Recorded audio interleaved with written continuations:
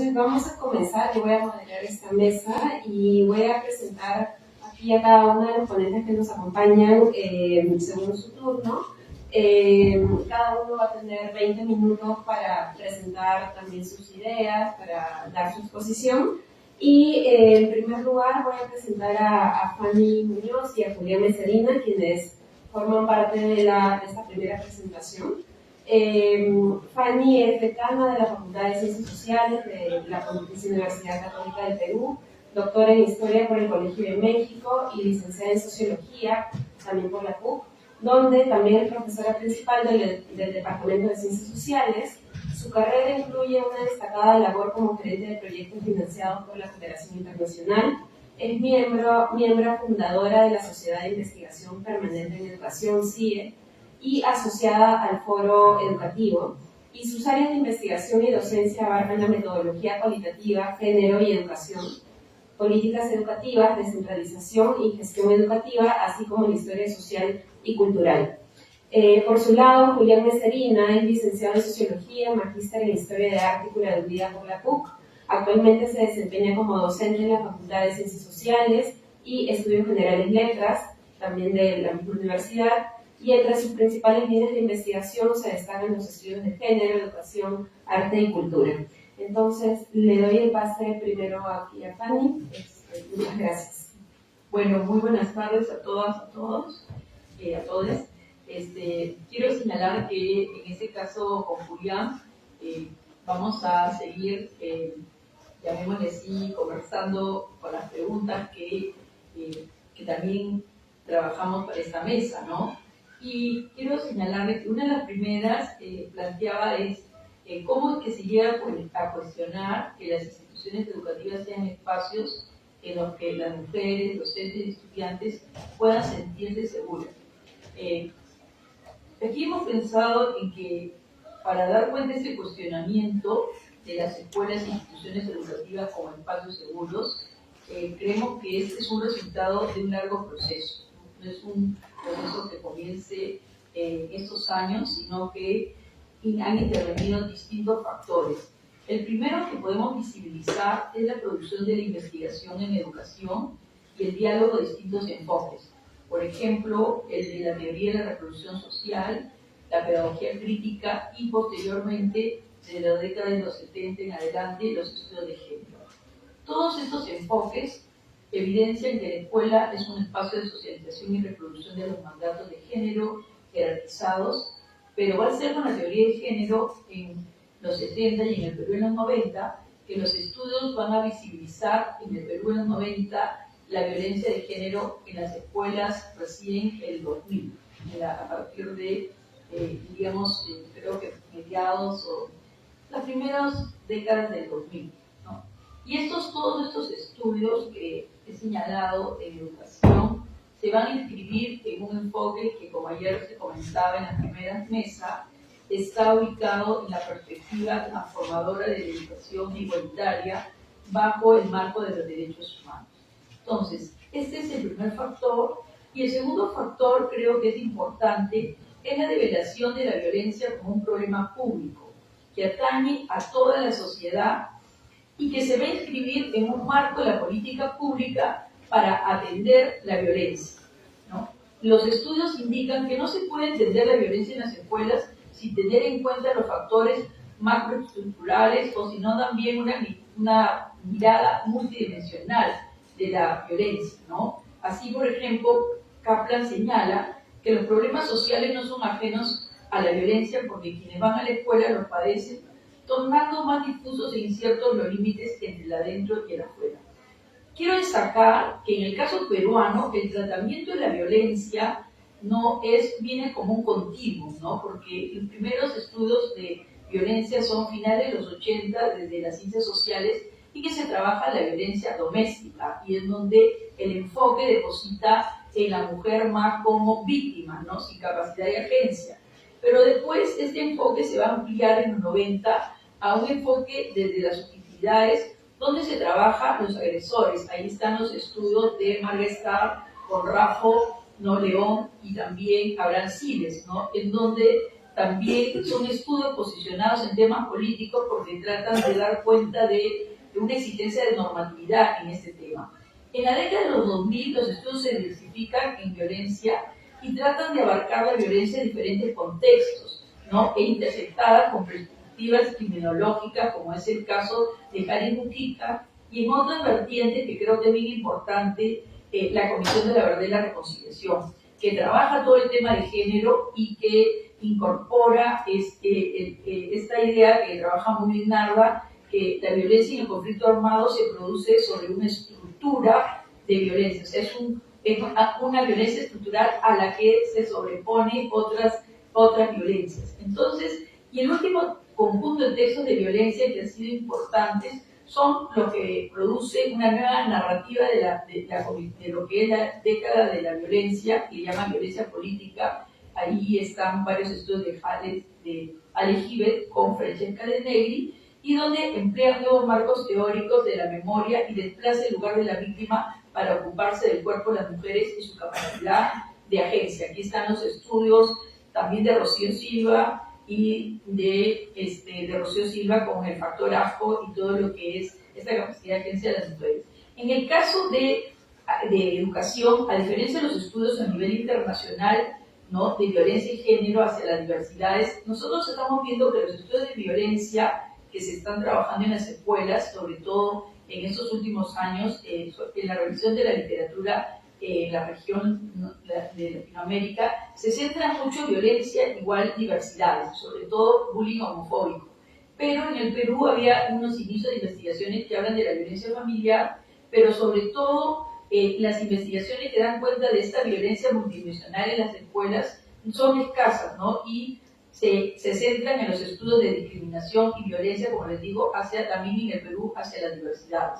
Y otro tipo de estudios que nos parecen importantes, que dan cuenta de la violencia, es la categoría de violencia simbólica, entendida como esta violencia naturalizada que es sutil, inadvertida y cotidiana, y que ha hecho posible identificar situaciones o formas de violencia más allá de la física, que naturalizan la hegemonía masculina de las escuelas. Desde esta mirada se tiene toda la perspectiva teórica de Graciela Morgado, ¿no?, que atiende que toda la educación es sexual. En el Perú, y esto también tiene que ver con la violencia, este factor de visibilización de la violencia, conforme también el Estado empieza a producir datos, y también desde el feminismo, datos sobre la violencia. Y entonces aquí vamos a ver que en el caso del Perú las cifras dan cuenta ya no solo de la violencia de género, sino de la criminalidad constante en el número de denuncias por la comisión de delitos durante estos últimos años. Por ejemplo, en 2023 se registró un 11.59% de denuncias más con respecto al año 2022, ¿no?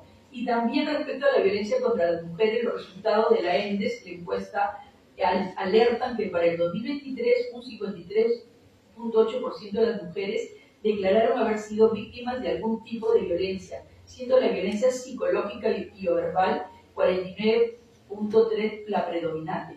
Quiero señalarles que esta es la violencia que, si bien baja, es permanente, y en cambio la violencia sexual también es la que está más incrementada, la violencia psicológica con relación a la sexual. Asimismo, encontramos que el reporte urbano del 2017, ¿no?, el Observatorio Ciudadano de Lima, ¿Cómo vamos?, revela la inseguridad ciudadana, que representa el 70% la principal problemática que afecta la calidad de vida en Lima y Callao. Esto quiero señalarles porque al visibilizar la violencia, no siendo la más letal, la violencia feminicida, la violencia de género, no podemos dejar de ubicarla en estas otras violencias, ¿no?, para poder trabajarla de una manera multidimensional. Entonces, la afectación a la vida de las mujeres bajo la figura de los feminicidios también contribuye a que distintas organizaciones de la sociedad civil, como los movimientos feministas, que son los que primero que registran estos datos, ¿no?, y luego los pasan a lo que va a ser el programa Aurora, y ya se ha instalado un observatorio donde se extienden todas las diversas manifestaciones de violencia.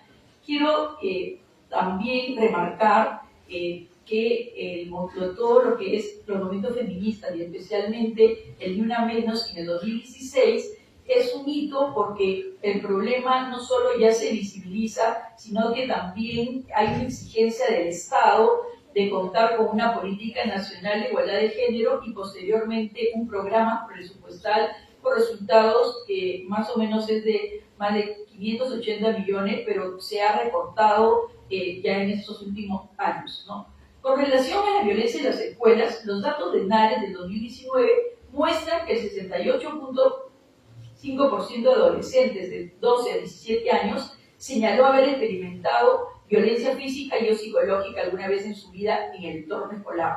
De forma similar, los resultados de los estudios de casos que venimos realizando en Ayacucho y el reciente estudio de Lima con un grupo de investigadores de la universidad, ¿no?, de la facultad, evidencian que las escuelas no son percibidas como espacios seguros por parte de los estudiantes principalmente y en los docentes en menor medida. Miren, tenemos mucha normatividad, como voy a señalar, pero esta sensación de no seguridad sigue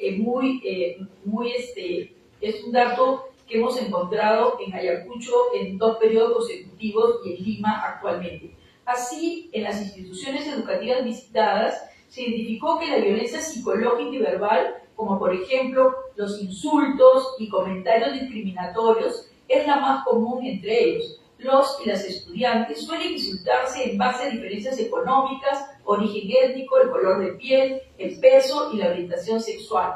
Esto es más común entre los estudiantes hombres que se dirigen hacia las mujeres. Y según los docentes en Lima, señalan en esta última investigación que hacemos que se explica por carencias afectivas en las familias. Frente a las distintas formas de violencia que se han visibilizado en las escuelas a partir de 2011, desde el MINEDU se ha elaborado una frondosa normativa para atender a esta problemática. Esta normativa, como ya señalé, se corresponde con todo lo que el Estado empieza a tener dispositivos normativos desde el 93, violencia familiar, luego el 2016, que ya posiciona a la mujer como sujeto, que es a la que se le da, con la que se le ejerce la violencia y ya no a la familia.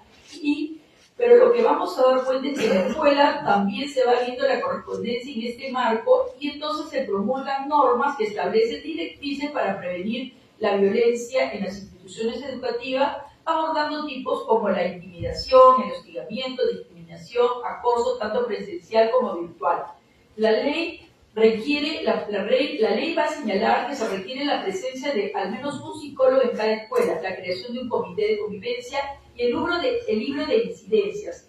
El 2018 es un hito muy importante porque se dan los lineamientos de gestión de la convivencia escolar que precisan ejes de acción, pero se ha encontrado que si bien hay un enfoque basado en el respeto de derechos y enfocar la convivencia, no se considera el género, pese que, como ya vamos a ver más adelante, el currículo 2016 señalaba como eje transversal el eje de género y de igualdad, ¿no? Igualdad de género.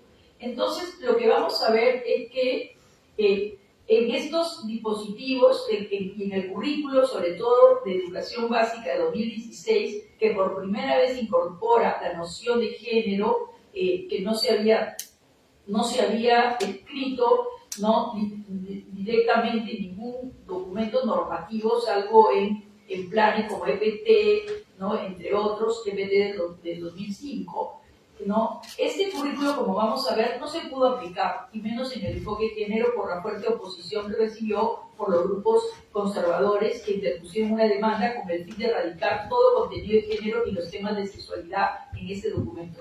Recién en el 2019, la Corte Superior de Justicia declaró infundado este pedido de estos grupos, permitiendo la implementación del currículo del enfoque de género.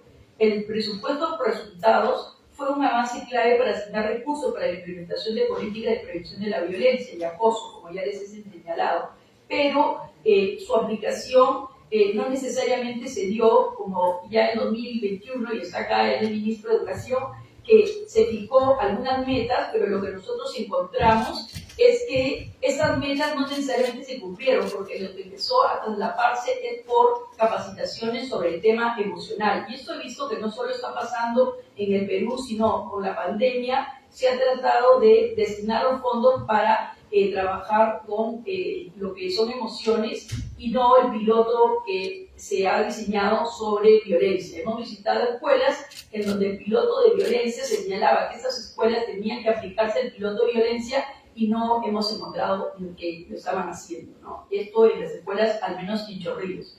Lo anterior lleva a señalar que vivimos en una época en que la sociedad se posiciona mayormente a favor de la igualdad.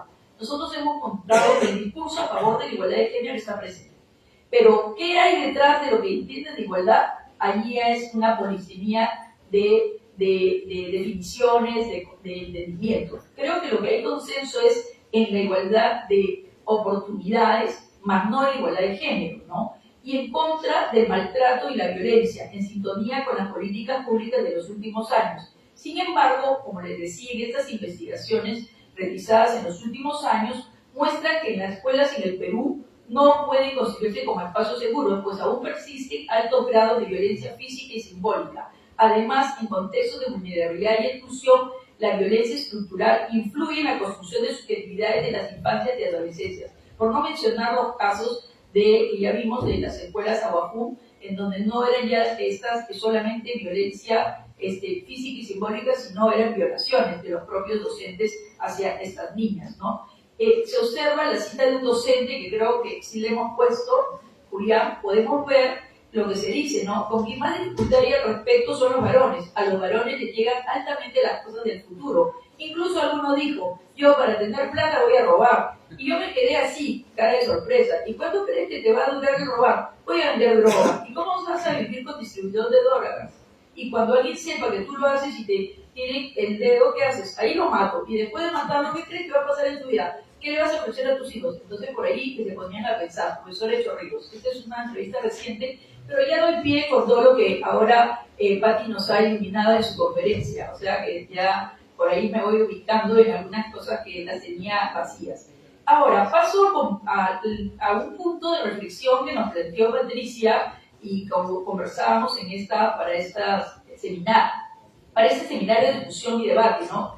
¿Qué es necesario cambiar para que los centros educativos puedan garantizar la integridad de niñas y adolescentes? Yo creo que después de haber escuchado las sesiones de ayer y hoy día, me parece que algunas cosas las vamos a tener que repensar, porque aquí está Claudia, Daniela nos está escuchando y Clara por internet, somos un equipo que está reflexionando sobre este tema, pero voy a poner lo que llegamos y con lo que hemos encontrado en las investigaciones, ¿no?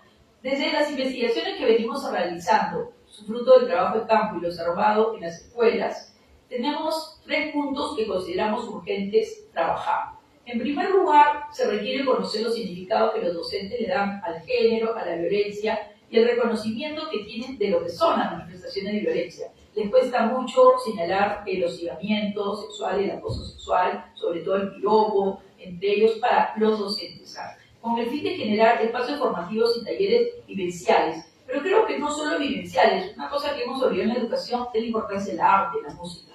Creo que necesitamos replantearnos la forma de educación y en términos de género todo lo que viene por lo vivencial, tu propia experiencia. Entonces, comprender que estas tienen su origen en la naturalización de los roles, los mitos, el amor romántico. Es fundamental que las y los docentes comprendan que la violencia de género va más allá de la violencia contra las mujeres y reconozcan que los hombres, tal como sostiene ese gato, es la masculinidad la que tenemos que transformar, porque está basada en una estructura, en un pacto que es violento por definición. Para Rita, como ella ha señalado, la masculinidad y cada vez exige más a los hombres cumplir distintos atributos, la habilidad, la potencia competitiva, el poder, etc. Entonces ellos tienen que exigirse cada vez más para mostrarse que son, que pueden ellos estar compitiendo en este mundo que nosotros las mujeres que no tenemos que nada que mostrar, ¿no? Además, contribuir al funcionamiento de estos mandatos de masculinidad permitirá reducir la violencia hacia las diversidades sexuales. Quiero señalar que para nosotros en este estudio entendemos esta idea de lo que es nuestro enfoque de género desde una conceptualización que no solamente va de la jerarquización de las posiciones femeninas y masculinas, sino también de lo que es este mundo binario que construye el uno y lo otro, están las minorías, las mujeres, pero también las poblaciones de la diversidad. Me quedan 5 minutos, voy a ir en segundo lugar en este tema del cambio, la necesidad de articular esfuerzos con otras instancias del Estado, con la sociedad civil, las familias. Creo que actualmente el Ministerio de Educación colabora con el Ministerio de Salud, pero el Ministerio de Salud y los profesores le han delegado al Ministerio de Salud todo lo que es, sobre todo, educación sexual integral, ¿no? O sea, ¿por qué? Porque el Ministerio de los profesores tiene mucho miedo a hablar de esos temas. No solo porque no los conocen, sino que han depositado a las familias, y en este gobierno ya hay una posibilidad, porque toda la ley de materiales educativos se los permite, que los padres de familia ejerzan una influencia sobre lo que tienen que enseñar en estos temas. Y ellos dicen, no, sobre todo en zonas rurales. En zonas rurales, este tema es privado, no es un tema de la escuela. Pero en Lima estamos encontrando que dicen todo lo contrario, que ese es un trabajo de la escuela, ¿no? Ahí voy a dejar la cita. Y en tercer lugar, la revisión y evaluación de los protocolos. Voy a pasar rápidamente porque la última pregunta era sobre ESI, pero quiero hablar de los desafíos para que ya me den tiempo y quizás en las preguntas conteste una de las otras preguntas que hizo, una más que...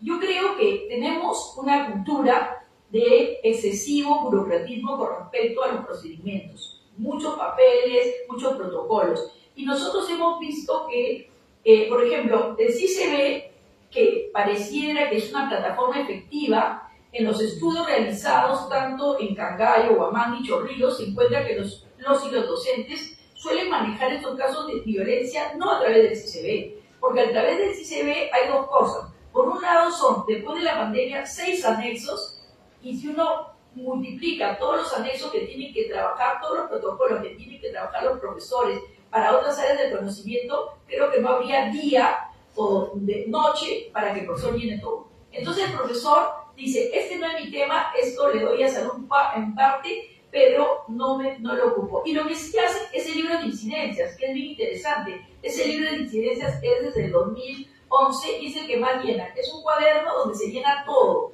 ¿no? Y lo que ha pasado es que hay un tratamiento individual de la violencia. ¿Por qué? Porque se presenta un caso, un profesor da el tema y que, por ejemplo, un chico le ha pegado a un estudiante de quinto medio, le pegó a una joven. Entonces, en el libro de incidencia te anotan cuál es el tratamiento. Si no hay psicólogo, va la tutora. Pero el problema es individual, no social. Entonces, y ellos dicen, y todo viene en la zona rural más, viene de las familias. Entonces, aquí voy a poner la cita donde dice, el CICB es muy complicado, ¿no? Ya está ahí la cita, sí.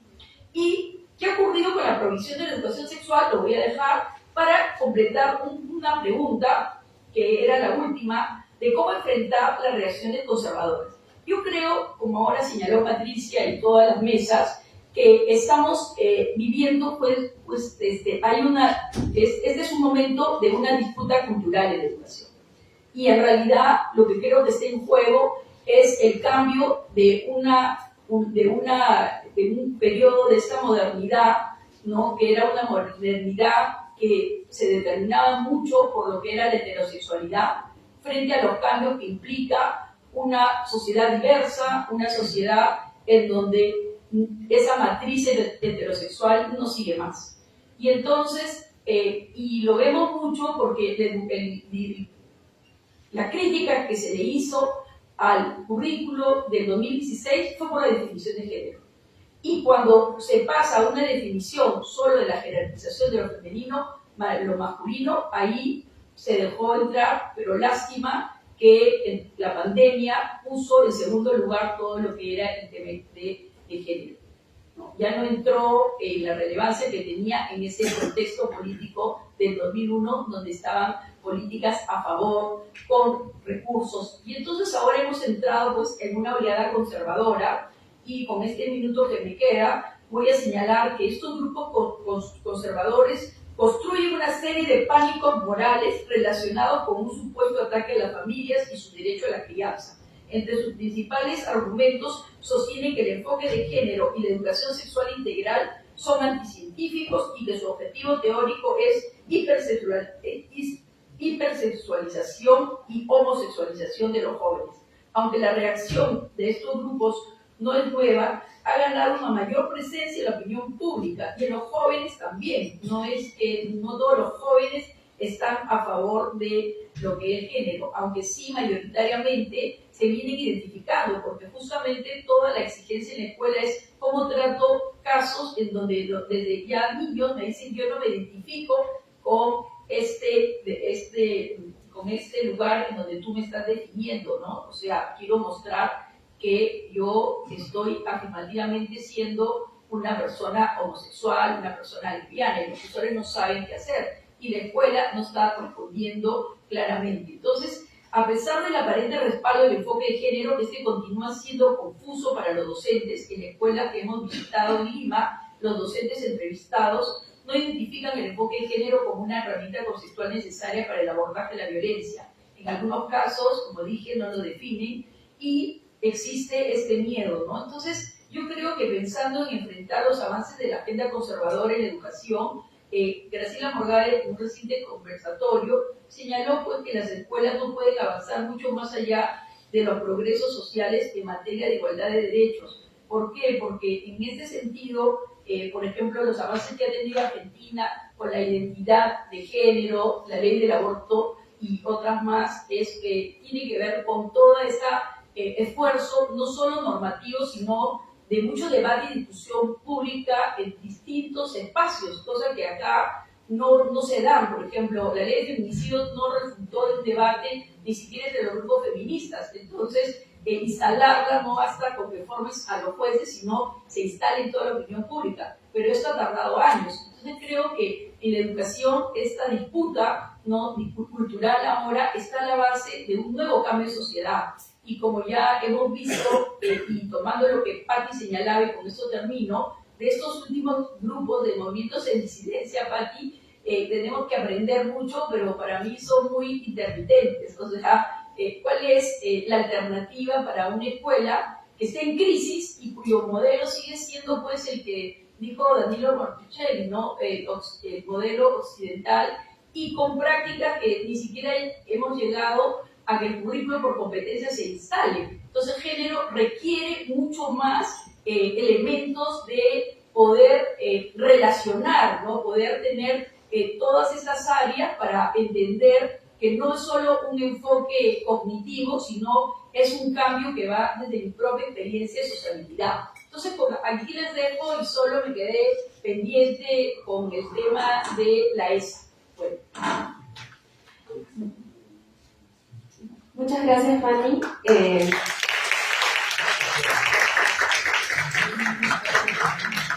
Muchas gracias, Fanny. Entonces, continuando con este panel de debates y disputas sobre la educación en la agenda política actual, continuamos con Marisol Fernández. Ella es abogada y magíster en Derecho Constitucional por la PUC también, profesora asociada en el Departamento Académico de Derecho en esta misma casa de estudios, donde también enseña en la Maestría de Estudios de Género. Tiene un doctorado en Antropología, centrando su tesis en la identidad de género de las personas trans.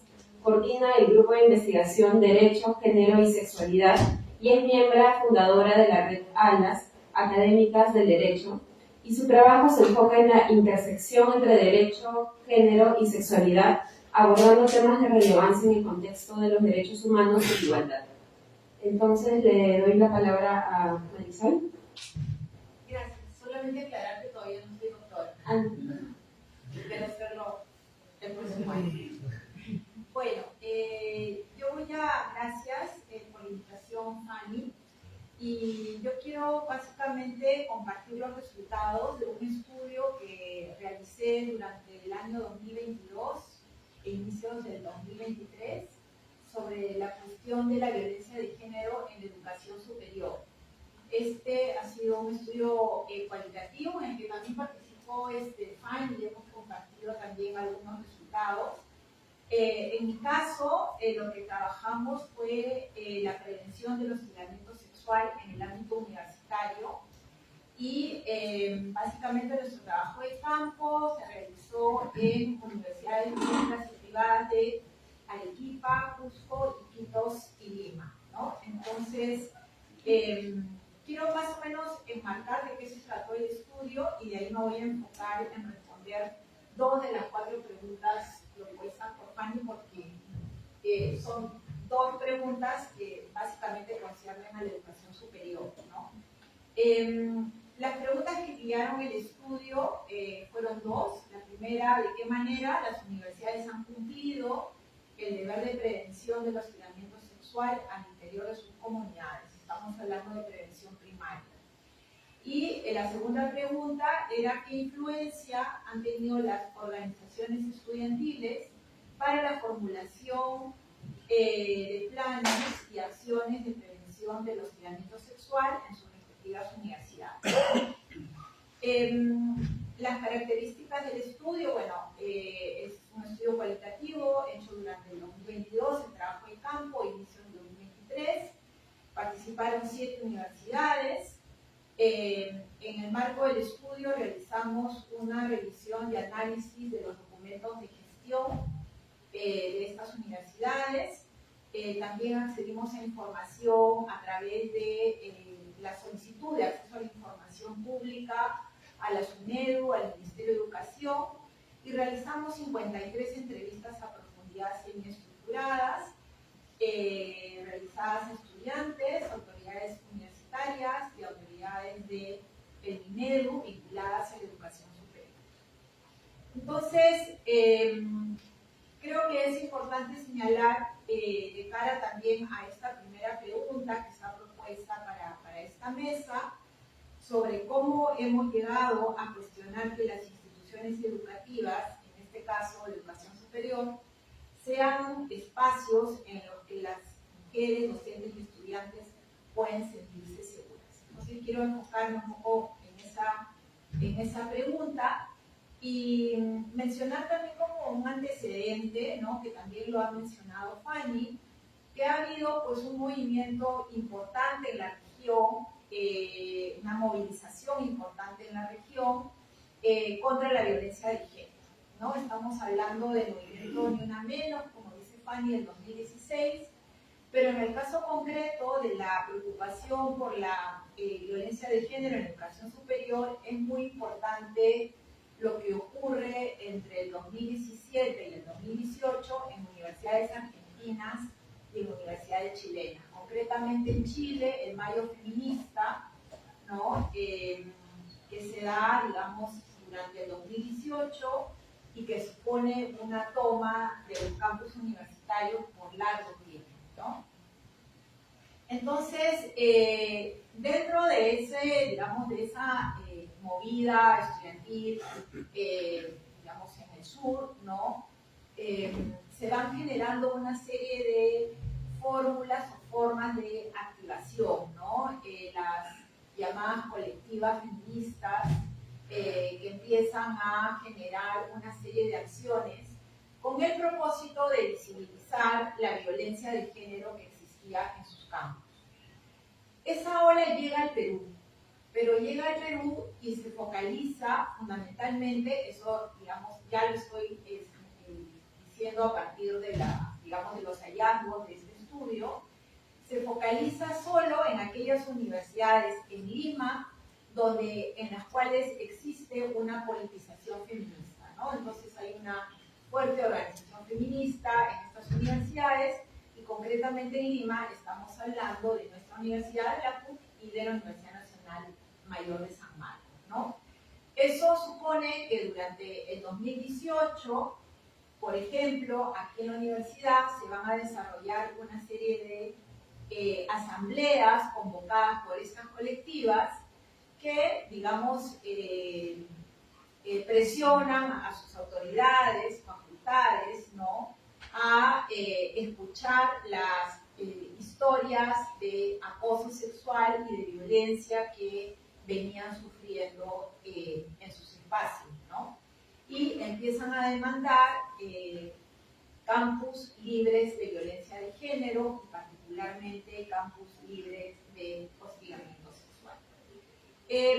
Esa movida, digamos, no solamente va a impactar en, dentro de la universidad, yo siempre pongo como ejemplo, porque además fueron parte de las entrevistas encuestas que realicé, que en el 2019 las estudiantes de una colectiva que se llama Se Acabó el Silencio, que está presente en diferentes especialidades, toma la vía pública, la vía universitaria, ¿no? Y logran con ese acto de presión que el rector de la universidad la reciba y se constituya una mesa de diálogo con una agenda para trabajar sobre la violencia de género, ¿no? Eso nos va diciendo mucho de que las cosas que se han logrado básicamente son reacciones a un movimiento estudiantil. Entonces, son como demandas que vienen de abajo y que, digamos, son tomadas en la medida de lo posible, algunas, por las autoridades de la universidad y se empieza a gestar ya como una agenda más institucional. También creo que es importante hablar de que ha habido una evolución normativa nacional, ¿no? En Perú, nosotros contamos desde el año 2003 con una ley, la 27942, que es una ley que aborda la problemática del hostigamiento sexual, que no ponía el foco de atención en, digamos, en el ámbito educativo, estaba muy enfocado en el hostigamiento sexual en otros espacios, como en el espacio público, en el espacio laboral, no había un énfasis en los espacios educativos, pero precisamente producto del activismo estudiantil que se da durante el 2018, donde inclusive hay una serie de manifestaciones, ¿no?, frente a la SUNEDU, se empiezan a aprobar una serie de documentos, ¿no? Y estamos con los lineamientos para la elaboración de documentos normativos internos, para la prevención e intervención de casos de hostigamiento sexual en la comunidad universitaria, que va a ser obligatoria para todas las universidades públicas. El 2019 se considera en el reglamento de infracciones y sanciones de la SUNEDU que no contar con documentos normativos internos constituye infracciones muy graves por parte de las universidades, y luego van a haber una serie de modificaciones normativas, ¿no? Lo que nosotros hemos encontrado, digamos, en términos generales, entonces, es que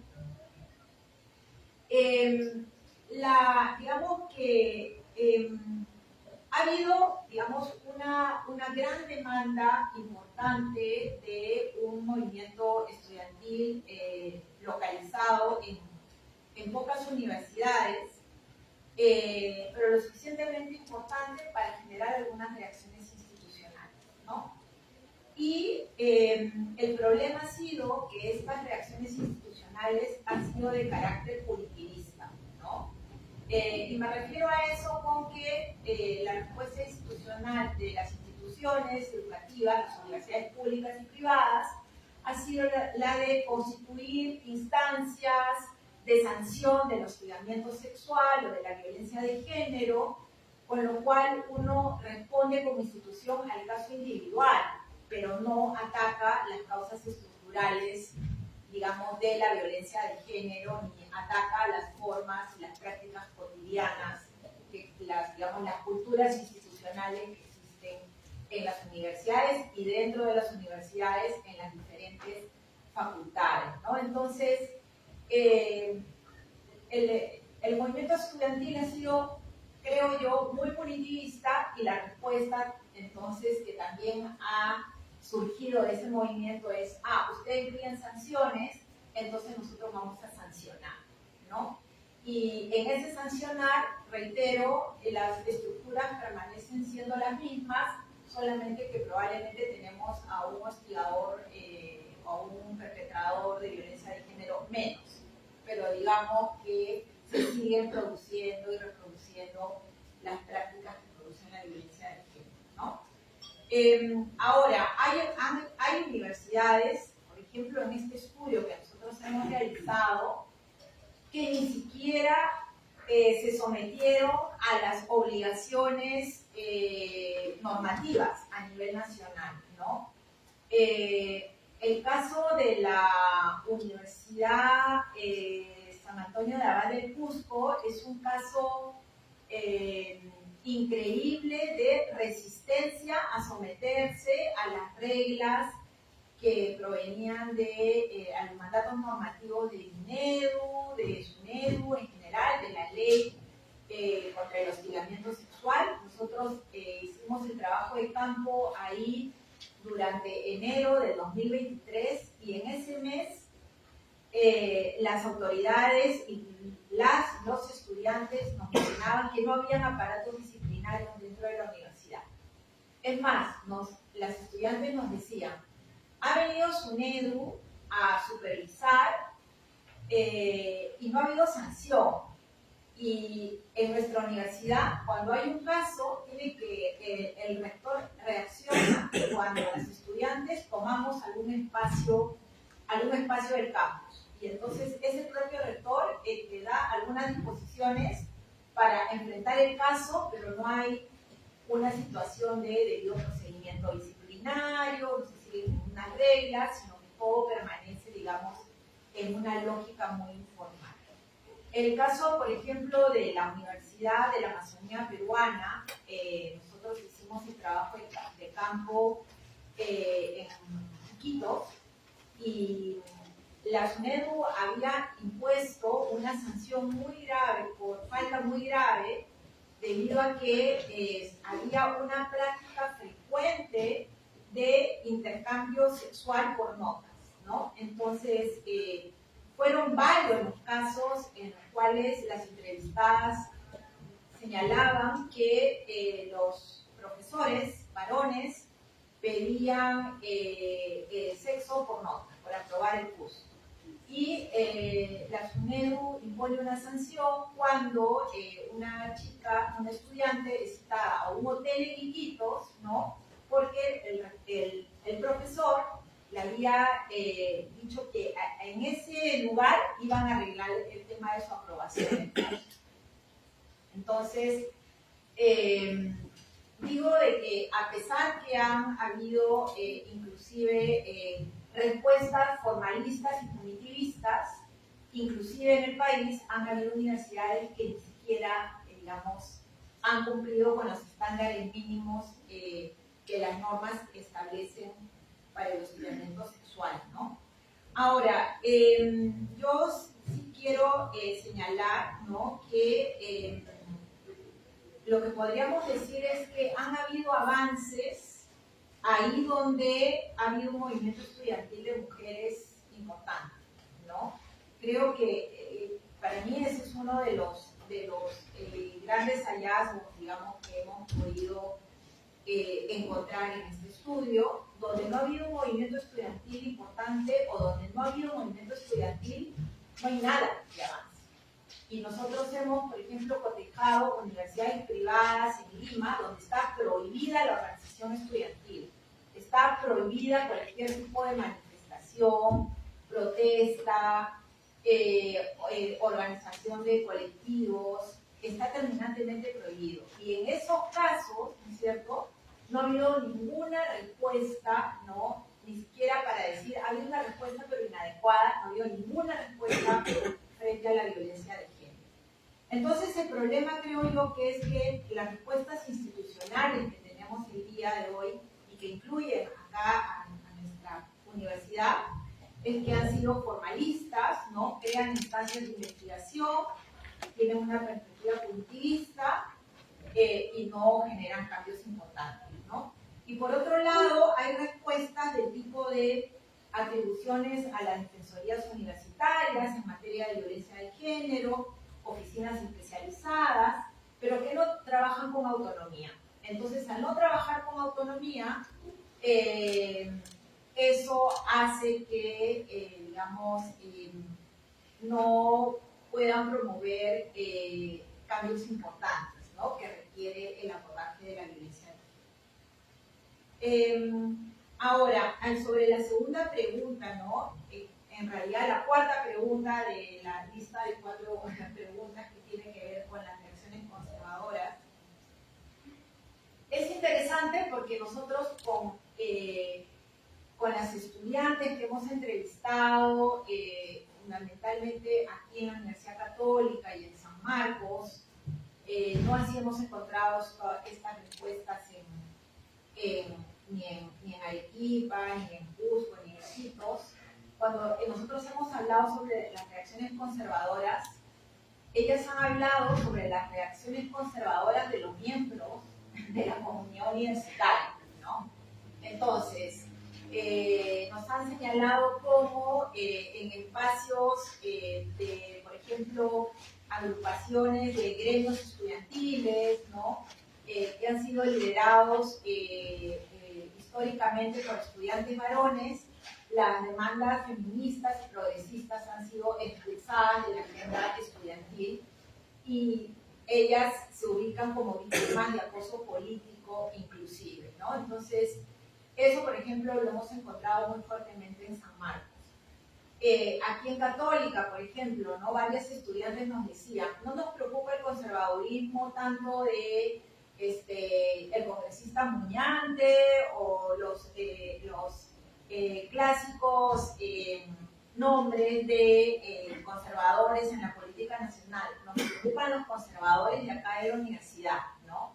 Esos conservadores, nos decía una alumna, ¿no? Que dicen, entonces no voy a poder asesorar a ninguna estudiante mujer porque si no me van a acusar de acoso. Entonces, es como que hay una reacción, ¿no?, frente a los avances que se pretenden desde una demanda por campus libres de violencia de género. Entonces, son conservadurismos que son vistos por las estudiantes como internos y son los que más preocupan, ¿no? Entonces, bueno, creo que básicamente tengo esas dos respuestas a las preguntas y ya.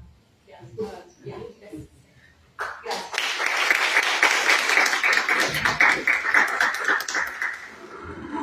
Muchas gracias, Marisol. Entonces, ahora tenemos la última ponencia con Catherine Sarmiento.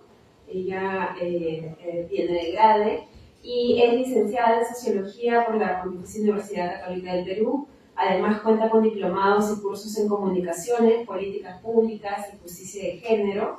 Su experiencia profesional abarca 8 años trabajando en think tanks como Grade, IEP y CICEPA, donde ha estado involucrada en la investigación aplicada para el diseño y evaluación de intervenciones en género, educación y violencia, y su labor académica incluye la investigación y enseñanza de metodologías de investigación cualitativa, así como la publicación de artículos científicos, capítulos de libros y documentos de trabajo. En reconocimiento a su compromiso con las mujeres y las niñas, ella recibió la beca Margaret McNamara en el 2022. Muchas gracias, Catherine. Pongo la... Sí, gracias. ¿Qué tal? Buenas tardes con todos, con todas. Con todas, mientras se va poniendo ahí mi presentación. ¿Se me escucha bien? Sí. Bueno, ¿qué tal? Buenas tardes. Yo soy Catherine Sarmiento y ahora, en verdad, un poco diferente a lo que ya han ido alcanzando tanto Fanny como Marisol.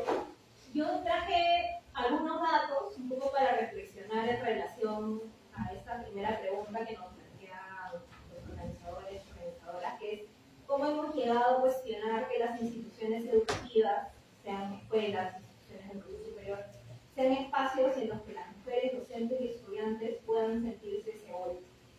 Y para eso yo quiero empezar con una cifra que, digamos, creo que todos los que trabajamos temas de educación, temas de violencia o convivencia escolar, conocemos, estamos familiarizados. Siempre voy a empezar por ahí, porque es como los datos más cercanos que tal vez podemos manejar. Entre el 2020 y el 2024, solo los últimos 5 años, en la plataforma CICD se han registrado 44.253 casos de violencia escolar, ¿no? Entre primarias y secundarias. De esos, 8.525 son casos de violencia sexual, que incluye un gran abanico de manifestaciones, entre ellas la violación, pero también los tocamientos indebidos, el acoso sexual, la exposición a pornografía, entre otras formas de violencia sexual.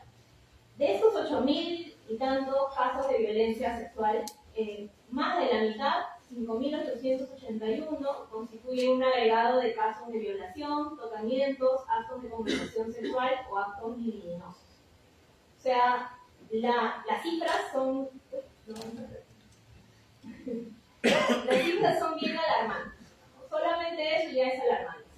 como ya han mencionado también anteriores ponentes, sí se ve en tanto plataforma, que de hecho es una plataforma, es una herramienta bastante útil en el sentido de que es algo que permite reportar los casos de violencia escolar.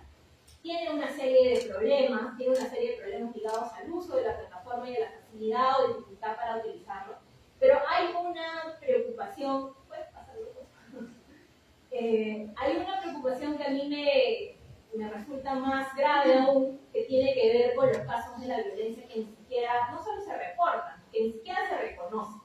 Y eso tiene que ver con un gran factor que es transversal y que todos creo que hemos pasado por alguna institución educativa, sabemos que es pan del día a día, que es la normalización de la violencia escolar en sus múltiples manifestaciones, incluida alguna forma de violencia, por ejemplo, sexual o en general la violencia de género.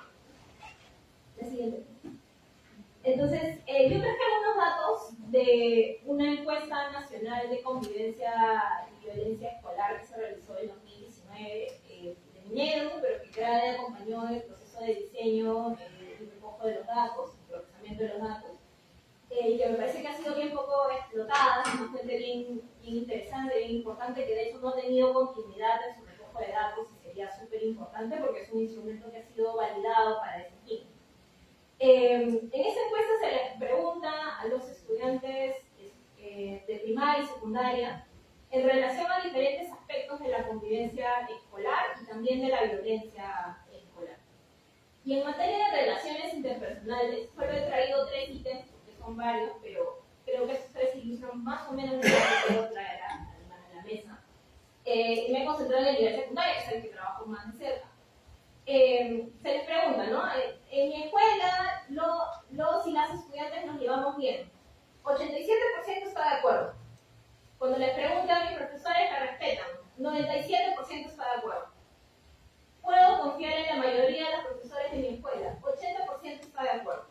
Si uno ve esas cifras, uno dice, hasta a mí me da ganas de volver al colegio. Qué lindo lugar, qué lindo entorno, todos nos llevamos bien. Sin embargo, cuando empezamos a indagar en aspectos más específicos, las cosas se complejizan un poco más. Miremos, por ejemplo, unas cifras de seguridad y disruptividad en la escuela. Cuando se pregunta, ¿hay peleas entre los estudiantes? 68% responde que a veces, casi siempre, es decir, es un agregado de esos 3, de los que no han respondido que nunca ocurre. 68%. Ya, todos nos llevamos bien. De pronto, 68% te dice que hay peleas entre los estudiantes. 51% es un agregado de los que creen que por lo menos a veces los estudiantes roban cosas en la escuela. Y 45% dice que los estudiantes amenazan a otros estudiantes. Entonces, claro, por un lado sentimos que todo nos va bien, pero por otro lado se reportan situaciones como esta, de hostilidad, de trato, entre estudiantes, entre docentes y estudiantes. Entonces, nos va dando pistas de un alto nivel de tolerancia y normalización, de que no encaja dentro de nuestro esquema mental, digamos que esto no es algo que haga de nuestras relaciones algo bueno. Si miramos violencia escolar propiamente dicho, tenemos que en general 47% de los estudiantes en secundaria reportó algún tipo de violencia escolar. En el último mes hay un 23%, esos datos son del 2019, no teníamos continuidad de encuesta, pero digamos es una aproximación. 23% dice que ha experimentado algún tipo de violencia escolar 2 o más veces en el último mes. Es una violencia sistemática, más consistente. Y si miramos por tipo de violencia, entonces tenemos que la violencia psicológica, que es la más alta, tiene 44%, que al 44% de los estudiantes reporta alguna vez haber experimentado esa forma de violencia, 11% violencia física y 13% violencia sexual. Y eso ya de por sí es alarmante, es un horror ver esa cifra. 5% reporta haber experimentado alguna forma de violencia sexual 2 o más veces en el último mes. 5% parece una cifra pequeña, pero si lo miramos es como 20 personas en un salón, de esos uno reporta haber tenido 2 o más veces en el último mes algún episodio de violencia sexual. Esas cifras dan cuenta de un alto nivel de normalización de la violencia, incluida la violencia sexual, que tiene un componente de género muy claro en el entorno escolar. Entonces, en un contexto escolar que normaliza la violencia, tienen menos herramientas los y las estudiantes para detectar y reportar. Si ni siquiera la reconocemos, si ni siquiera podemos decir esto es violencia y esto es un problema, entonces es mucho más difícil cualquier otra cosa que se haga más adelante. Estrategias de prevención, estrategias de atención, todo eso supone primero un reconocimiento de la violencia. De hecho, en el diseño del programa de prevención de la violencia escolar que viene trabajando en Pinedo, en el que el CICEPUC ha tenido un rol bien clave también ahí, y que desde GRADE acompañamos en el diseño de la teoría de cambio, veíamos en el recojo de datos con docentes que uno de los grandes problemas era esta idea de que aquí no hay violencia, en esta escuela no hay violencia. Entonces, pero mientras hacíamos el grupo, mientras se hacía el grupo focal y nos decían no hay violencia, afuera había una pelea de estudiantes, ¿no? Entonces los casos sí se notan, sí se sienten, se perciben, pero no necesariamente se identifican como violencia, y eso es un gran y severo problema, ¿no?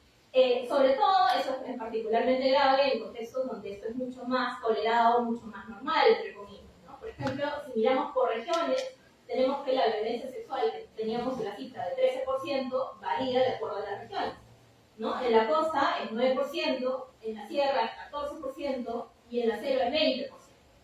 12% señala haber experimentado alguna forma de violencia sexual 2 o más veces en el último mes. Entonces, por supuesto que en contextos donde esto es mucho más normal, hay muchas menos herramientas, muchas menos posibilidades, condiciones para poder prevenir y abordar adecuadamente la violencia, en este caso sexual. ¿Sí? La siguiente. Entonces, la ESI, digamos, no es un tema doctrinario, sino la evidencia a nivel internacional cada vez es más consistente en relación a intervenciones que se dirigen a prevenir, por ejemplo, abuso sexual y que incorporan componentes de educación sexual integral, tienden a incrementar conocimientos de autoprotección en los y las estudiantes. Es decir, que pueden reconocer situaciones, señales de riesgo, ¿no? Porque también hay este mito un poco en relación a la violencia sexual como si fuera un hecho cruento de una sola, ¿no? Como a la primera.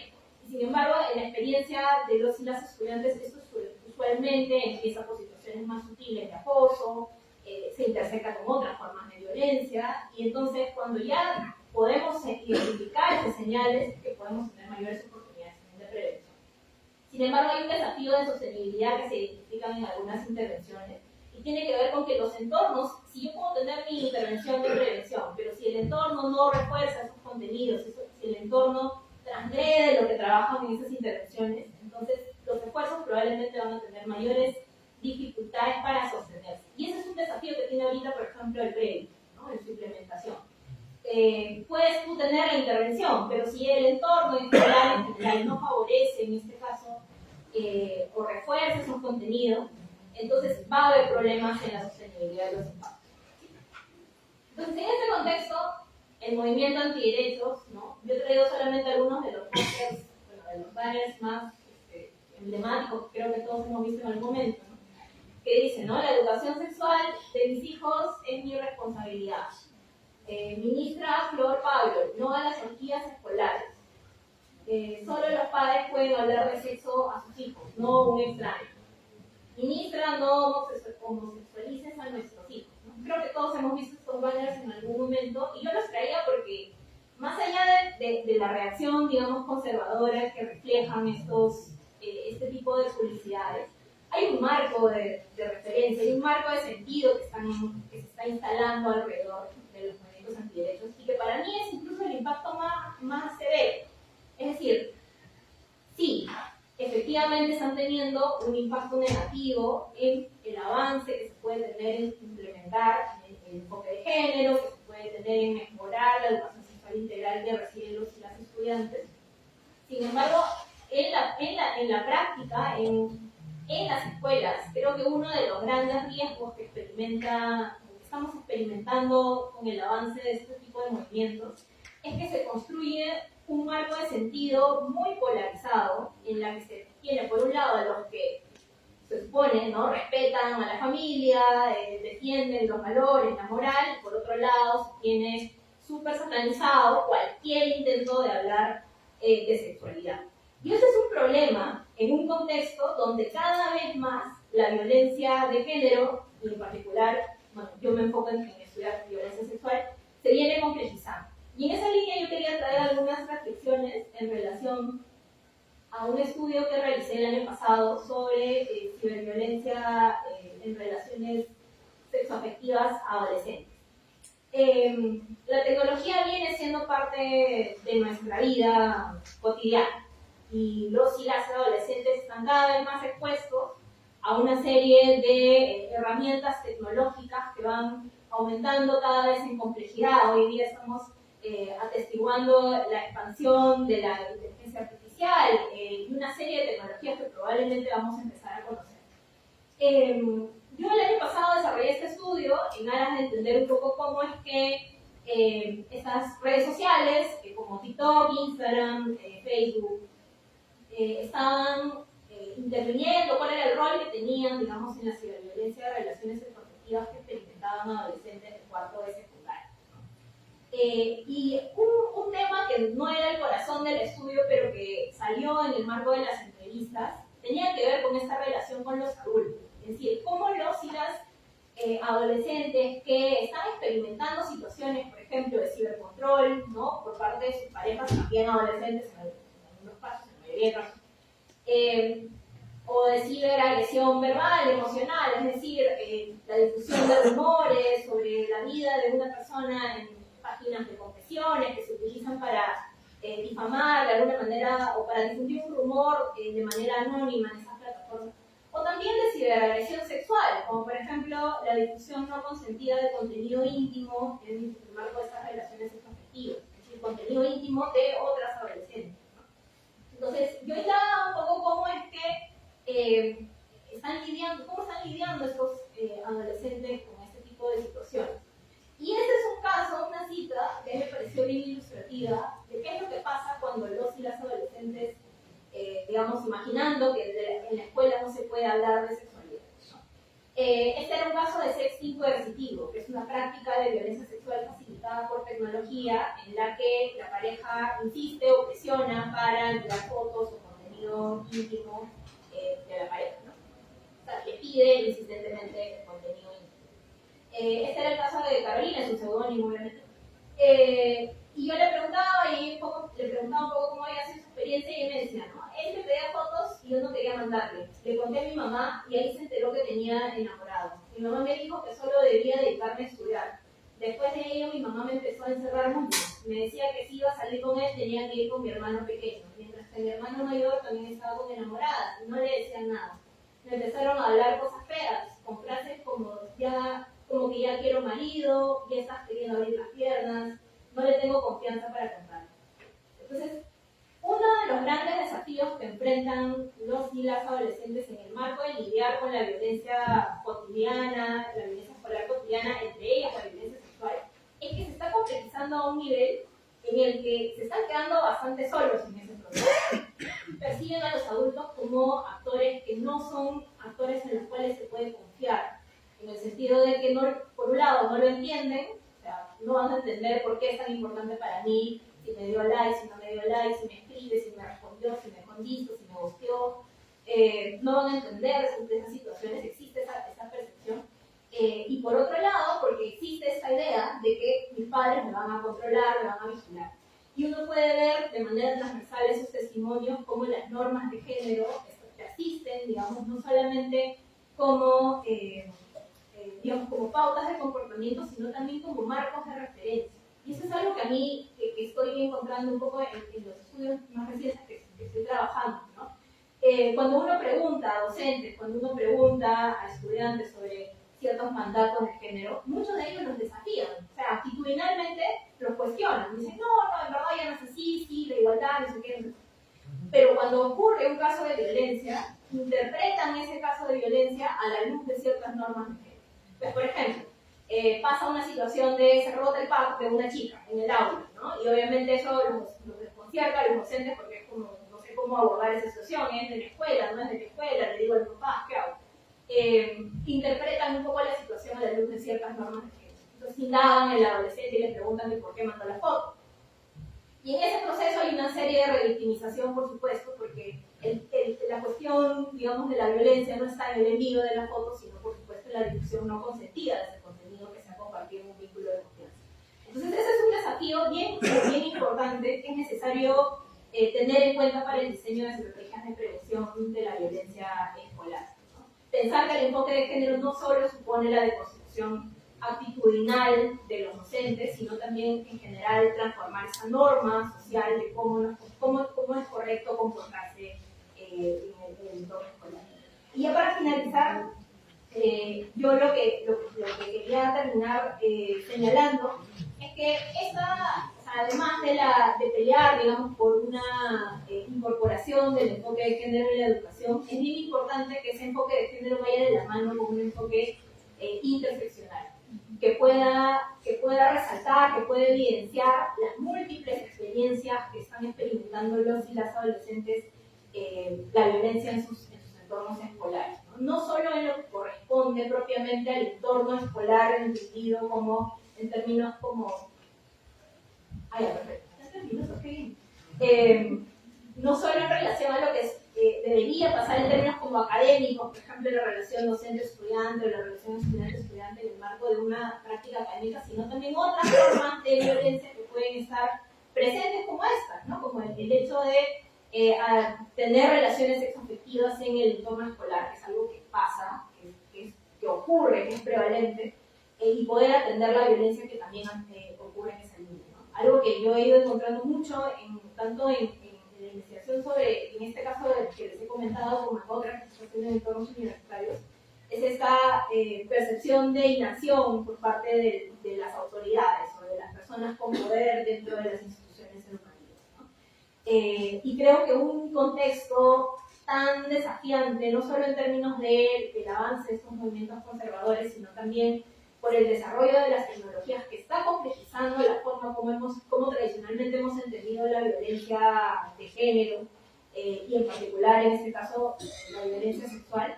Creo que es bien importante que desarrollemos estrategias cada vez más acorde a la época, acorde a las necesidades específicas de los y las adolescentes, de los y las jóvenes.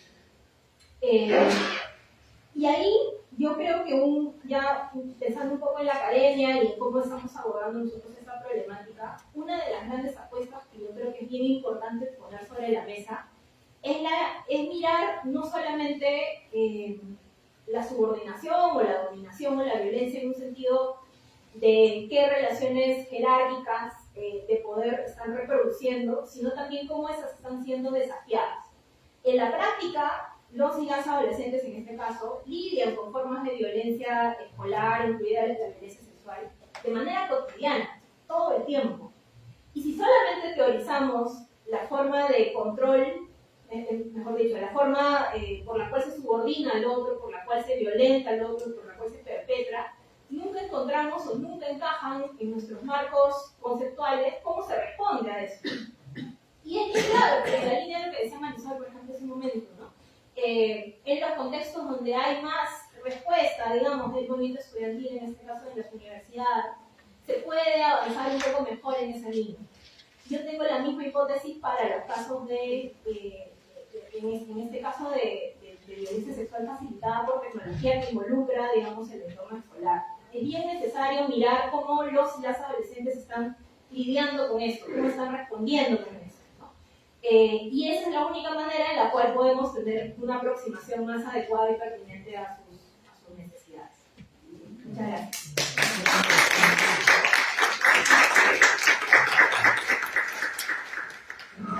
Muchas gracias, Catherine, muchas gracias a todos los ponentes. Entonces, damos un espacio breve para unas 3 preguntas. Ahorita les alcanzamos el tiempo. Aquí adelante. Sí. Gracias, muy buenas tardes. Felicitar a la doctora Fanny, decana de la facultad, por el excelente panel y la organización de este seminario, y a toda la mesa por las brillantes presentaciones. 2 cosas. Teníamos hace varios años atrás una dirección de tutoría y de orientación educativa que empezó con una oficina, la OTUPI, de tutoría y orientación, y se convirtió en una dirección dependiente del Ministerio de Gestión Pedagógica. Estuvieron algunos ministros antes, y tenía un alcance nacional, un trabajo escaso, pero limitado, pero aún así se capacitaban maestros, se contrataban psicólogos para lo que hoy día se conoce como el trabajo tutorial de convivencia. Fueron los inicios. Yo capacité muchos maestros a nivel nacional en Guayaquil y fuera. El ministro Saavedra lo desactivó, ¿no? Tendrá sus razones, pero fue desactivado. Y luego el trabajo que se ha hecho ha sido un trabajo más difícil desde el punto de vista de que no era una burocracia destinada a pensar todo lo que han dicho ayer y hoy día con relación a logros no cognitivos, habilidades blandas, a construcción de una identidad, en todos los temas que tan importantes son como matemática y lenguaje. Entonces, yo quería consultar su reflexión sobre el alcance que puede haber con las decisiones políticas, ¿no? Desconozco las razones que llevaron al ministro Saavedra y quienes lo asesoraron a desactivar algo que tendría probablemente mucho que mejorar, pero su ausencia ha sido mucho peor. Muchas gracias.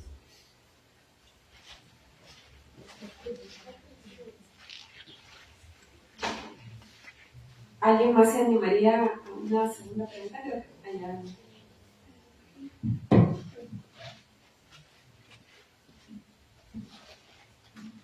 Hola, buenas tardes. También agradecer las diferentes ponencias del panel. Y me quedaba también pensando si en esta mapeo, revisión, análisis de lo que se ha ido levantando y trabajando en relación a violencia y sexualidad, se ha mencionado mucho lo solitario, ¿no?, el proceso de los estudiantes. Y entonces es inevitable pensar en la docencia, en los docentes, en las docentes, en las familias, ¿no? Y cuánto hay, ¿no?, sobre, o cuánto conocemos sobre justamente concepciones, subjetividades, prácticas, tanto de la propia sexualidad, ¿no?, de estos adultos que acompañan a los docentes, a los estudiantes, perdón, a los hijos, a las hijas, en relación a su propia sexualidad, a la enseñanza, a los retos que supone la enseñanza de la sexualidad o acompañar estos procesos, ¿no? Me parece que Fanny señalaba, por ejemplo, y solamente como un dato de manejo de información, ¿no? En 2018, con los lineamientos de convivencia, se salen estos 6 protocolos, ¿no es cierto? Y todavía a 8 años después, en muchos casos, los profesores, o sea, ni siquiera conocen, ¿no?, los protocolos. Entonces también, a partir, a la luz de lo que han ido ustedes identificando, los hallazgos que han tenido, si habría también como algunas recomendaciones de cómo abordar, porque no se trata, está clarísimo, de que exista el protocolo, sino cuáles serían maneras efectivas de que los docentes, las docentes los conozcan y se apropien. Si desde lo que han visto podrían haber ahí algunas sugerencias.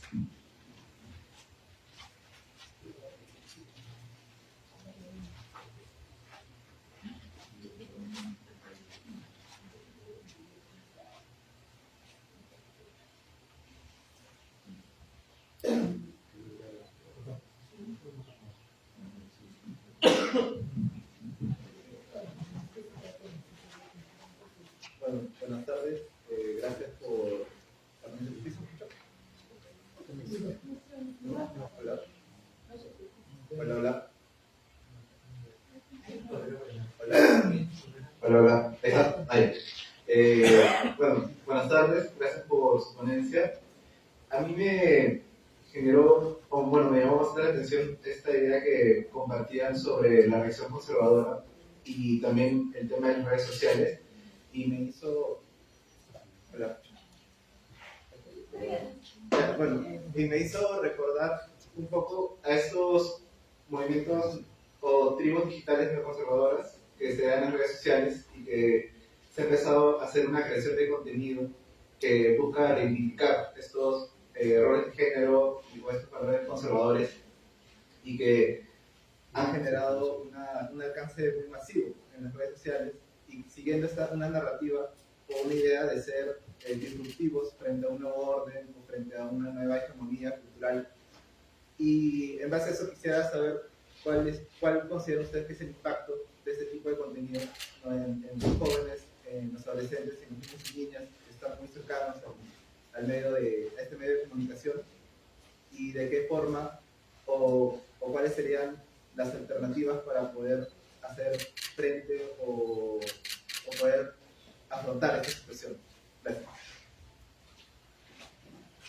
Gracias por sus preguntas. Entonces, algunos segundos breves para, como gusten, responder, porque estamos con las justas para la siguiente mesa. Bueno, entonces yo comienzo brevemente respondiendo la pregunta de Pilar a partir de lo que hemos encontrado, y sí, creo que también dialoga mucho lo que hemos encontrado con lo que también señala Catherine, de que lo actitudinal, lo que en el horizonte se coloca, por ejemplo, este paradigma relacionado a que la igualdad de género es lo que todos buscamos y que no debe haber violencia de género, pero cuando vemos las respuestas, ¿no? Muchas partes de sus propias experiencias encontramos docentes que no son capaces ni siquiera de entender temas sobre sexualidad de los estudiantes, de los adolescentes, pero que también creemos mucho que responden a esa manera que han tenido en toda su vida de entender su propia sexualidad, su propia relación también con la violencia, ¿no? Y me acuerdo también un taller hace tiempo que se mencionaba esa idea de que los docentes no van a poder romper con el silencio de la violencia de género si es que ellos mismos no rompen con sus propias violencias de género que deben tener también en sus familias y en sus propios entornos, ¿no? Por eso también señalábamos o conversábamos, ¿no? Como una de las recomendaciones también es eso, talleres vivenciales, pero que trasciendan toda esta lógica de esta capacitación de contenido, ¿no? Y más bien también vayan a cuestionar los propios supuestos, y creo que eso es romper con la barrera también, acceder a la vida y experiencia como sujetos sexuados de los docentes, ¿no? De las y los docentes. Otra cosa también importante que estábamos señalando, y creo que va de la mano con lo que Pilar ya comentaba sobre los protocolos que hay, ¿no? Y que encontrábamos era de que muchos docentes no buscan trabajar o abordar el tema de violencia sexual o de violencia en las escuelas de manera que dialogue con otros docentes, no buscan soluciones entre ellos también porque, creo que todos sabemos, ¿no? La realidad de los docentes en las escuelas públicas, ¿no? Las múltiples actividades que tienen que realizar, ¿no? Y eso también señalábamos que sin una dosificación, ¿no? Sin ver qué cosa funciona y qué cosa no, para que los docentes puedan, en las horas que les toca dictar, en las horas que les toca estar en la escuela, trabajar estos temas, va a ser imposible por más protocolos que tengamos. Bueno, gracias. Respecto a la pregunta que haces de tutoría, ¿no? Que ¿sabes por qué se cambia, ¿no? Y ya no existe, porque se crea, ¿no? Y recuerdas tú no lo has dicho, hacían capacitaciones, pero no estaban dentro de lo que era el currículo. Entonces, era como un área aparte, que podía no relacionarse, pero la idea del currículo del 2016 es justamente que se enseñe tutoría, ¿no? Como parte de lo que va a ser la integración en el currículo. ¿Entiendes? O sea, ya no es una dirección, un área aparte, sino integrar en el currículo y en esas competencias que justamente pues el currículo 2016 no tiene ninguna evaluación. No sabemos qué ha pasado, ha tenido capacitaciones deficientes, llegó la pandemia, o sea, bueno, pues estamos ahí y ahora se habla de crear otro currículo. Entonces, o sea, tenemos que ver qué ha pasado, qué funciona, y también quiero decirles que la complejidad del currículo para un profesor que había que acompañarlo en su formación. Entonces, ese es uno. Número dos, creo que hay un tema que aquí está justamente lo que hablamos de de no hay que ver la educación al margen de la política y lo que está pasando ahora en términos del desmantelamiento de todo lo que hablamos de la reforma, de la contrarreforma, y lo de género es lo primero que se están no decir lo primero, está todo en educación. Los 20 años que hemos trabajado, muchos en educación, vamos viendo cómo se están cayendo como pompas de jabón, no hay nada casi. ¿Y esto por qué? Porque teníamos los lineamientos de educación sexual del 2008. El estudio de Mota y otros señaló que muy poco se había hecho. O sea, que siempre, por más que el enfoque era abierto, lo que más se trabajaba era lo preventivo con ayuda del Ministerio de Salud. Dos, los lineamientos del 2021 que salieron actualizados, si bien tratan de dar cuenta también en términos de cuáles son las áreas, se quita la sexualidad como placentera, cosa que no estaba en el 2004. Imagínense la presión. O sea, es una suerte de balance y todo. Ahora, ¿qué pasa desde el 2021 en adelante? Es increíble, cuando tú no lees la normatividad, y si bien con la normatividad diríamos, este es un país de puras normas, al menos enuncia una realidad, y sobre esa tú puedes exigir tu derecho. ¿Y qué ha pasado? Si uno lee la normatividad del 2021, exige que se implemente eso. Pero ¿qué ha hecho ese gobierno o los que han venido en adelante en el marco de la contrarreforma? No enseñan eso. UNICEF trabajó en un programa, y era un programa piloto cuando se señaló que no era más piloto cuando es una obligatoriedad del Estado. Ya estaban los lineamientos, todo. 50 escuelas, ese programa se interrumpió, no hay evaluación, no hay nada. Y lo que está firmando es esta corriente que los padres, y ya vieron el testimonio que puso Catherine, que los padres son los que tienen que enseñar educación sexual. Entonces, los profesores tienen miedo y no manejan tampoco, porque la sexualidad no es algo que se quiere hablar libremente. O sea, aquí en el Perú todavía pasa a ser un tabú en algunos sectores, más no los jóvenes, como dijo Patti, los jóvenes quieren hablar sobre su cuerpo, hacen talleres alternativos, están en las redes. Entonces, hay una disociación, pero esa es no sé por dónde ir a lo que decía ayer María decía, salgamos, la sociedad civil, pero yo creo que la sociedad civil, pues, ¿dónde está? Sentada también en las redes haciendo check-in, porque no la veo activa y nos están desmantelando, y hablo también nosotros, de la academia, nos desmantelan todo un proyecto que sí existía. Bueno, eso es todo lo que quería contar.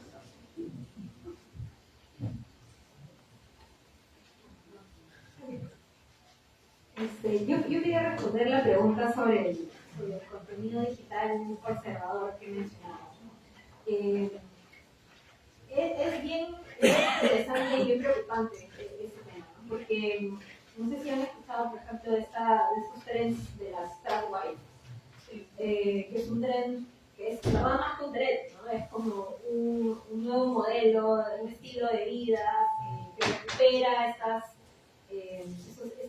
nociones de la esposa tradicional, que es como que está atada a su casa, que está inspirada un poco en la moda de los 50, 30, ¿no? Y que recupera esta idea de que las mujeres deben estar como en su casa, tener muchos hijos, cuidar de su marido, y eso está reinterpretado en cuerpos digitales de jóvenes, mujeres de 20, 21, 22 años. Es decir, hay una influencer súper famosa que es Rorro, por ejemplo, que literalmente todos sus TikToks son como, le voy a hacer una comida a Pablo, que es su novio, ¿no? Y es todo el TikTok que está haciendo ella la comida, y súper todo finita, limpiecita. Entonces es como bien fuerte este movimiento de las track wives en términos digitales. Y a mí me causa mucha preocupación, no tanto porque los y las jóvenes o adolescentes lo estén interiorizando en un sentido pasivo. Yo creo que las redes sociales en general han desafiado mucho esta idea de la pasividad de los medios, ¿no? Los y las jóvenes son consumidores activos, interpretan, reinterpretan lo que reciben, y con eso que empatizan se van generando redes de afinidad, y las redes, el algoritmo te identifica, es decir, te lleva al contenido que más o menos por el que te alinea, ¿no? Y te sigue mostrando contenidos de tipo y exacerba esa afinidad. Pero no es que los jóvenes o los adolescentes tengan una recepción pasiva. Y eso es bien importante, porque cuando queremos llegar con intervenciones de prevención en plan aleccionador, no es que por aleccionarlos van a recibir los contenidos de manera más favorable, o van a decir, ya sí vi la luz, ¿no? Al contrario, genera resistencias. Entonces, es bien importante entender cómo es que se están relacionando con los nuevos medios digitales. Y en respuesta a tu pregunta, yo creo que, y dije un poco eso también en mi presentación, o sea, yo creo que lo que tenemos ahora son una pelea de marcos de referencia o marcos de sentido, o sea, cómo hacemos sentido de lo que nos ocurre, ¿no? Yo lo veía muy de cerca en el caso del estudio sobre violencia sexual facilitada por tecnología, y veía como jóvenes que incluso son feministas, activistas, les cuesta hacer mucho sentido de experiencias que son bien complejas, desafiantes, distintas a la forma tradicional como hemos imaginado la violencia sexual en el marco de sus experiencias sexoafectivas, ¿no? Que es el caso de estudio. Entonces, por ejemplo, no sé, pasa este caso de sexting coercitivo donde el novio presiona y lo interpreta a la luz de decir, bueno, es que él no sabe, ¿no? O sea, no sabe manejar muy bien sus emociones. Y hay esta idea, ¿no? De que los hombres no saben manejar o expresar sus emociones, entonces ella le tiene que explicar una y otra y otra y otra vez hasta que entienda por qué lo que está haciendo le está presionando. Ahí es clarísimamente una norma, ¿no? Aunque lo cuestiona actitudinalmente, lo utiliza, digamos, hace sentido de su experiencia, como es hombre, no entiende, hace sentido de su experiencia a la luz de eso. Y yo creo que lo que está haciendo, lo que ocurre con el contenido digital conservador va un poco en esa línea, en juicio, ¿no? O sea, genera marcos de sentido que te hacen interpretar ciertas situaciones que te ocurren, que son complejas porque la tecnología está avanzando muchísimo, son complejas de entender con estos nuevos marcos de sentido. Y creo que ahí está la pelea también. O sea, así como hay este tipo de contenido, pueden haber otros, y hay de hecho, que o sea, son marcos de sentido mucho más emancipadores, que resaltan la autonomía más bien de las mujeres. Eso también hay que resaltar. Gracias, Catherine. Finalmente, Maricel, no sé si... ¿No? Ya, está bien, entonces, bueno, damos por concluido ese primer panel y los invitamos a continuar para este que sigue, a continuación, que es la disputa por la historia reciente y la imaginación de la nación con Carolina Belaúnde, Francesco Celli y Juan Fonseca.